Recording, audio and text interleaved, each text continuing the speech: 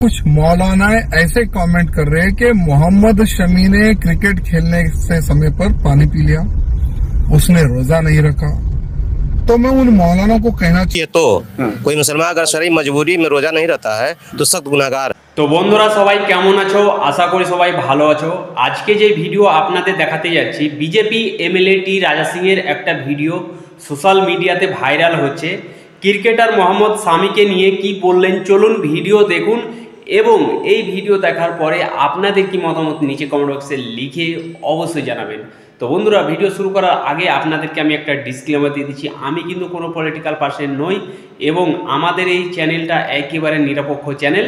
তো চলুন ভিডিও দেখুন এবং এই ভিডিও দেখার পরে আপনাদের কি মতামত নিচে কমেন্ট বক্সে লিখে অবশ্যই জানাবেন। कि तुम्हें मोहम्मद शमी जैसे लोगों से सीख लेने की आवश्यकता है कि इन्होंने धर्म से ज्यादा अपने देश का मान सम्मान बहुत ही महत्व समझा है।